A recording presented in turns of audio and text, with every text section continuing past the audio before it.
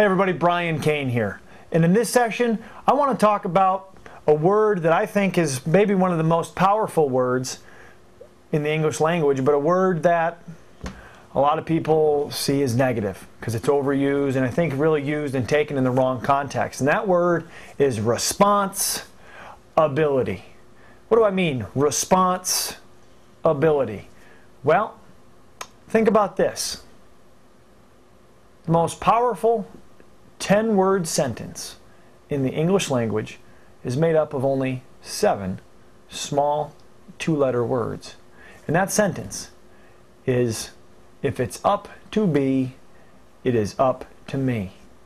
That's responsibility. Taking charge of your future. Taking charge of how you're going to respond to things. See, so many people are affected by outside influences, by things that they can't control. They're a victim of outside factors. And if you've read Man's Search for Meaning, you realize that, hey, if Viktor Frankl can survive the concentration camps, what can I do? What can I survive? Can I survive my everyday life that goes on here and maintain a positive attitude? Sure you can. You see, there's a simple equation that I want you to dedicate to knowing by heart and actually implementing. And that equation is E plus R equals O. And what that stands for is event plus response equals outcome. Event plus response equals outcome. You see, it's not what happens to you. It's what you do with what happens to you, your response, that's going to determine that outcome. That's why we talk about your responsibility. You see, as a human being, you've got the ability to respond any way you want. The same thing happens to 2 different people. They're both going to respond completely different ways. You see, what separates man and animal? Well, with animal, as we learned from Pavlov's dog experiment, is that there's a stimulus and then there's a response. Right? They ring that bell and the dog starts to salivate because it thinks it's getting food. Well, in humans, there's the stimulus, then there's a pause. And then the response. And that pause is your awareness. That pause is your ability to stay in control of yourself. And that pause is what separates those who can stay in control under pressure and those that crack. You see, and how you use that pause. That here's a stimulus, someone says something to me, a fan says something, something happens. Now, most people, they react right away. Those who are disciplined, those who have a trained responsibility. Something happens, they breathe, and then they respond.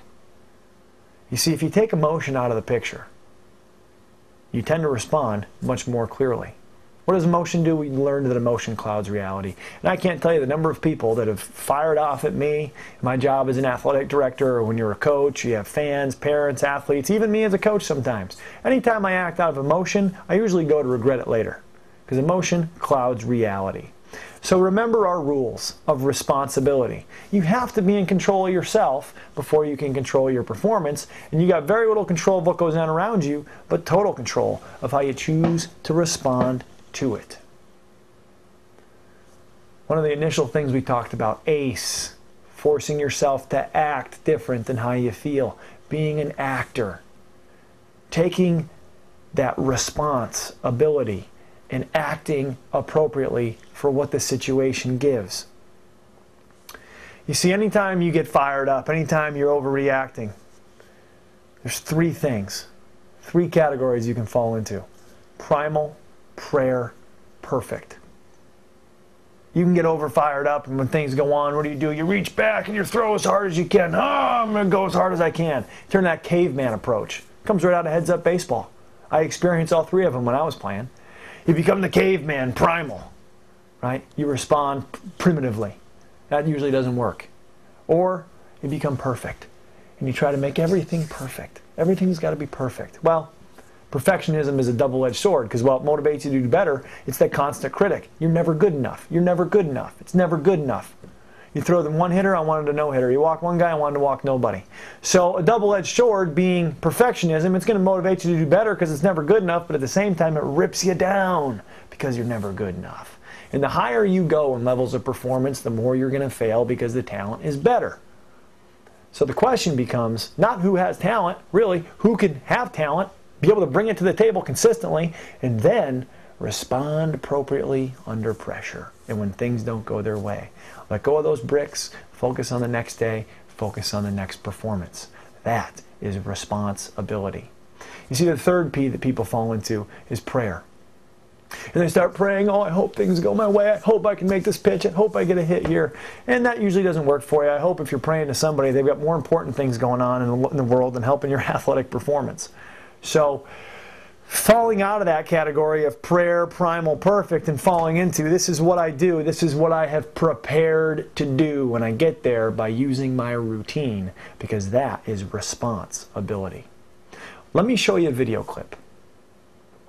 Talk about acting and choosing how to respond. A friend of mine was a limousine driver. Pulls up, sees a beautiful gal, pulls over, stops, asks her, you know, how to get where he's going. Very interested. You'll see the sign. It says Hope. Hope Street. Well, what does Hope stand for? Hope stands for two things. Write these down. Hold on, possibilities exist. That no matter how bad the situation, there are always possibilities. And then hearing other people's experiences. There's two types of experience. Expensive and inexpensive. Expensive experience, as we've learned, is trying to figure out everything on your own, making your own mistakes, not being coachable, not having a mentor, learning from your own mistakes. And any pursuit of excellence is too difficult, too steep of a climb to only survive with expensive experience and only learn through expensive experience. You got to get inexpensive experience. And inexpensive experience is learning from others. So let's get some inexpensive experience by hearing other people's experiences and seeing this person who really is a limo driver, but jumps over the seat pretending to be a doctor on Hope Street, and see how he responds. See how he acts. Because he's a limo driver, but he's acting like a doctor because he thinks it'll give him a better chance to get that gal. Let's take a look.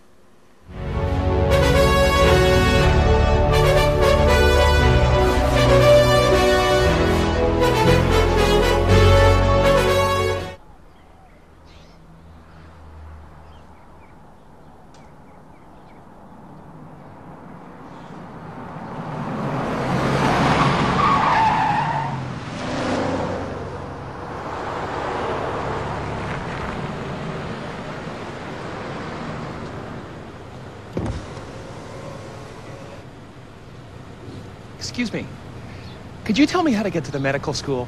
I'm supposed to be doing a lecture in about 20 minutes and my driver's a bit lost. You go straight ahead and you make the left over the bridge. That's a lovely accent you have. New Jersey? Austria. Austria? Well then, good day, mate. Let's put another shrimp on the barbie. Let's not.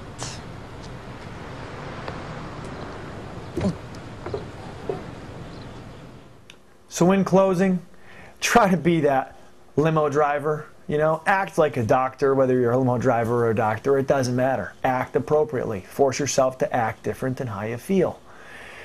And when we're talking about inexpensive experience, one of the great things you can do is in your group of people, find out if there's people who have more experience than you. If you're a freshman and they're seniors, what do you know now that you wish you knew 3 years ago when you were a freshman or 4 years ago that would have helped you to perform better? What do you know now you wish you knew then, and can you pass on those lessons? And really that's what I'm trying to do here with this personal responsibility and daily excellence project, is I'm trying to pass on to you all the lessons and things that I've learned from being a peak performance coach that I see the best of the best doing, so that you can do them and avoid some of those same mistakes that I've made and mistakes that they've made, and perform to the best of your ability on a consistent basis.